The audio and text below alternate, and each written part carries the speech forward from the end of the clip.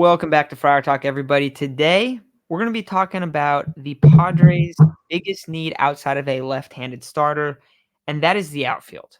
And as we know, they've traded Juan Soto and Trent Grisham to the Yankees, and now they have Fernando Tatis, Jose Azocar, potentially some rookies like Jackson Merrill that could come up, but those are question marks. We don't even know if they're ready yet. So it's it's interesting, and the name that keeps getting brought up the most is a guy that we've talked about on this channel a ton, Cody Bellinger. So, Isaac, I'll let you start, man. Do you think there's a chance that the Padres could go out and sign Cody Bellinger? Obviously, he could play center field. You could keep Fernando in right. You could have, Azucar, Jacob Marcy, who is it? Jackson Merrill, whoever play left. You could kind of go that route and just sign one outfielder and kind of be like, oh, maybe that works out. Do you think it's possible? It's possible. Obviously, he's estimated to make $22.5 million per year. That's about half of what the Padres, maybe even more than half of what the Padres have left to spend. So I think it's possible, but it's not very likely. Now remember, Cody Bellinger was not that good before, and we saw the potential. We said, hey, I still think he could be good. Let's sign him for a year. Granted, he did get signed for a year, $17.5 million. He's expected to get a $5 million raise. You go on his baseball savant and you quickly see this guy is not worthy of a $5 million raise. Maybe a maybe a $2 million raise, but $5 million is a lot. Granted, great glove, barely a downgrade from Trent Grisham when it comes to the glove. An upgrade at the plate for sure, but this is I don't know how much Trent Grisham made, but this is probably like a $15+ million upgrade.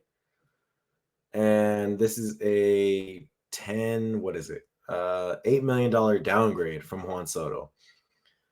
That's a fat downgrade, if you ask me, from Juan Soto to Cody Bellinger. And there's going to be some Padres fans that will not agree with me, considering Bellinger's glove is better. But come on, Juan Soto is magnificent. And you look at his baseball savant. This does not say that the value he provided at the plate is going to carry over. Look at that. I mean, that is not telling me that what he did last year is going to carry over to what he's going to do in 2024, especially if he comes to the Padres. Everyone who comes to the Padres ends up sucking.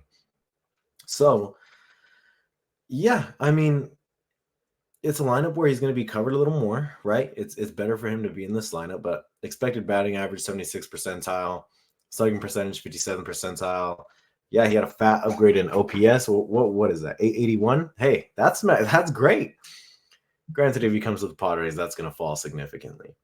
Hard hit percentage in the 10th percentile, sweet spot 26th percentile. This is a guy that it spells Padres downfall. It spells you come to the Padres, you're not going to be good. You're not going to be worth your contract. Granted, I don't feel like the Padres need another big contract. I don't think they need Cody Bellinger.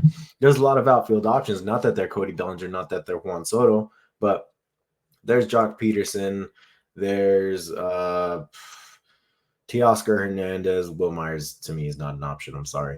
There's Jorge Soler. Yeah, I mean, look, there's quite a few names that, hey, maybe they're not that great, but there's there's Tommy Pham, who's probably not an option I want, but it's an option that's there. There's David. You like that highlight? Joey Gallo. I was gonna say Joey Gallo is much more likely than Cody Bellinger. There's Jurickson Profar, who is also much more likely than Bellinger. There's a lot of guys. Not that Eddie Rosario has been brought up a lot when it comes to the Padres as well. Not that they're that good, right? The guys aren't that great, but they're probably more affordable. And that's what you want. You're looking for affordable guys that can provide you some value and kind of give you better value than what you got last year out of guys like Trent Grisham, Jose Azocar. I mean, different guys in the lineup that weren't providing much, but ideally you teach Jake Cronenworth to play the outfield like we've discussed before. And you don't, maybe not a full-time outfielder. That's not at all what I expect, but kind of be more of a utility guy, just trying to make more outfielders and sign cheap outfield options, because you still need a pretty solid lefty option in the rotation, if not two. Yeah, there's a lot of needs for the Padres right now, and this is definitely one of the bigger ones. I anticipate Fernando's going to stay in right field, but there's center field options, Harrison Bader, That's probably the only one that comes up off the top of my head, if I'm being completely honest. Not that he's that great at the plate, but he is a good defender. But there's also cheaper options in left. And if you're looking at an expensive option in center, hey, Cody Bellinger is the one, right? He's the one that you're going to be looking at and saying, if I'm going to spend a lot of money in center, it's going to be for Cody Bellinger. And a lot of these guys like Bellinger, man. Fernando says Bellinger is one of his top players, and I assume Manny who has played with Bellinger before, would say the same thing. Xander's played against Bellinger in some World Series, so I'd assume they all have high praise for Bellinger, but I can't imagine that Bellinger would bring over the same type of production that he had in Chicago. I agree with you, man, and I think I basically agree with everything you said. Like in terms of Cody Bellinger would come here, his OPS would probably drop closer to what it was in 2022 and 2021 than what it was last year, which was, in the 500s and 600s. And last year was 881. We've seen this before, man. We've seen guys come over here and just struggle offensively. This would probably do that. And you also brought up the raise, like, oh, he's gonna get this much of a raise. What about the years, dude? He's probably gonna get a 5-year deal. Like he's gonna get a fat contract. So I don't think that, and it's annoying too. Isaac, we were all over this the past 2 seasons of like, hey, if the Padres somehow could trade with the Dodgers and get Cody Bellinger, try to do it. And we're like, we don't think that's very likely, but of course you should try to do that. If you can try to figure something out, it makes sense, right? Because we always wanted Grisham gone. And last year we're like, one of the best things they can do is go and sign Bellinger to approve a deal and dump Grisham. Hey, dude, imagine if Bellinger put up imagine if his OPS was 80 points lower than it was last year in a Padre uniform. Padres probably make the playoffs. Like they probably make the playoffs just on that move alone. And it was not that expensive of a contract. And they don't have Xander Bogaerts for the next 10 years, for the next decade. So like it's annoying because it's like we wanted Cody Bellinger, but now it's past. Like that time has passed. It doesn't make sense anymore. You brought up some of the outfield options, and let me pull up the list again. But there's some very intriguing names. So we're both no on Cody Bellinger. Well, what does that mean? Well, we want to talk about Fernando moving to center in another episode fully, but you can move him to center, you can keep him in right, whatever that is. But having like an outfield of what they currently have on the roster is not going to do it. You need pop. You need pop in the outfield. Jock Peterson, fantastic option in my opinion. We'll see what he gets, but he's a fantastic option. Joey Gallo, most likely option. Do I want him? Absolutely not. Do I think that the Padres will actually probably sign him and he'll start opening day? Yes, that would be my bet. That's where I'm putting my money. Tommy Pham. Tommy Pham would actually be a good option, but I don't think he would sign back on the Padres. I think there's about a 0% that chance that happens. I don't think Padre fans want him to sign back. There's Profar, there's some other guys, Eddie Rosario, but these aren't like big names. These are like, hopefully they're going to be more than a replacement level player for Profar and Rosario. Also, Eddie Rosario is one of the worst defensive outfielders in the league. Like if you thought Juan Soto was bad, Eddie Rosario is scary bad. Austin Meadows, he was good a couple years ago.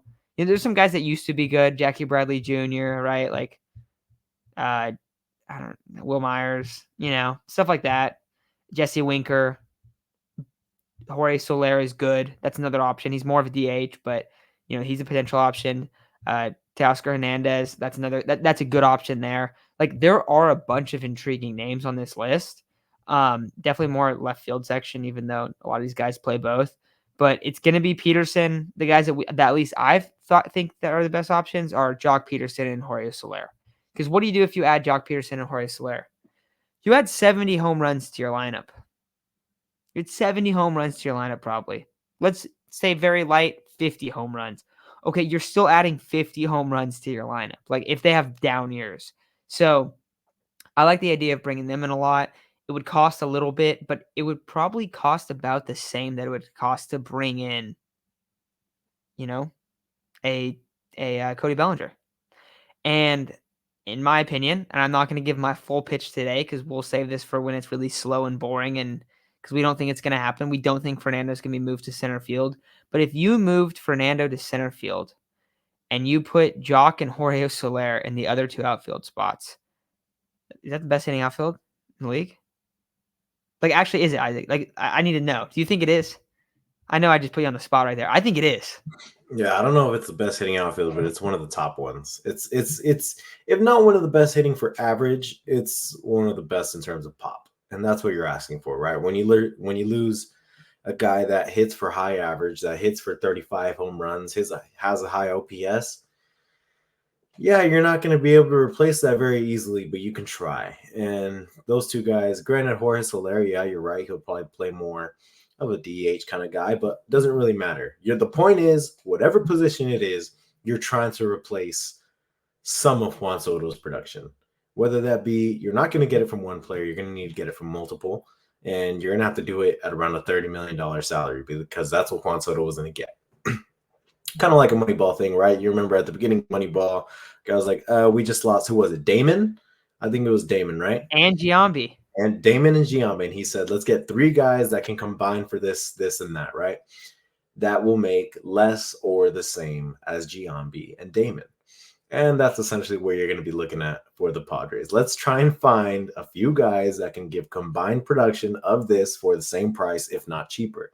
And that's where guys like, I don't know how much Peterson's going to make, but that's why people are bringing up Rosario. That's why people are bringing up Gallo, Profar, stuff like that. The guys that are cheap, because that's what we're looking at. We're looking at guys that are cheap that can somewhat at least help us, right? We're not trying to look for superstars. That's unrealistic right now, considering not only the moves they made in a trade, but they just lost Tim Hill for $1.8 million. That was the same they're going to pay him.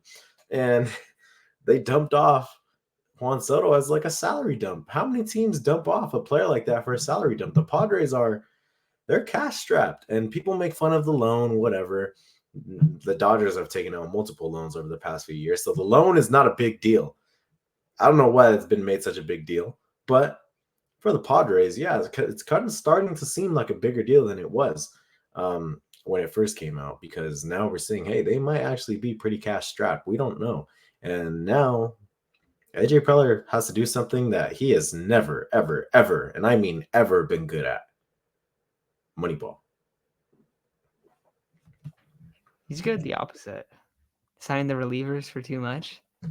That's true. I'm not talking about Matsui though, right? I like the Matsui deal. Yeah.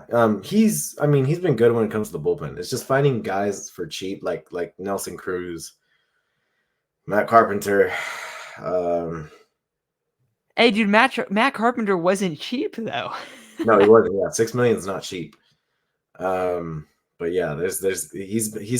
It seems like for the lineup at least, he's had a hard time finding guys that are cheap that can give you production. Pretty good production at least. Yeah, that's our piece. No on Cody Bellinger. Yes on cheap corner outfield options that can produce offensively. That's going to be the biggest thing. I think like sometimes you can get kind of like, oh, Jorge Soler, he's not a good defender. Dude, he hits a bunch of home runs. You don't have to play him in the outfield every day. You can DH him a lot of the time. You're going to have to play him at the beginning of the year because Manny's going to need a DH, but like that can work out. Like that could work out. So let us know who you think. Let us know who you want the Padres to go after in the outfield. What is if you could build, if you can set an opening day outfield, try to keep it realistic. All right. I don't want to hear some crazy ass names, but if we're keeping it realistic, who's your starting outfielders? I'd be excited to see what people think, because I think that'll kind of direct us of like, okay, people really want Jock. People really want Jorge Soler. People really want Eddie Rosario. Everyone likes Eddie Rosario because of the World Series. It's fair. I don't know about Eddie Rosario. I'm being honest. Like some of it does make sense, but I don't know. But yeah, let us know what you think, and we'll be back next week. Hopefully, there's some more stuff going down with the Padres. But yeah, thank you all for listening, and we'll talk to y'all soon. Have a good night.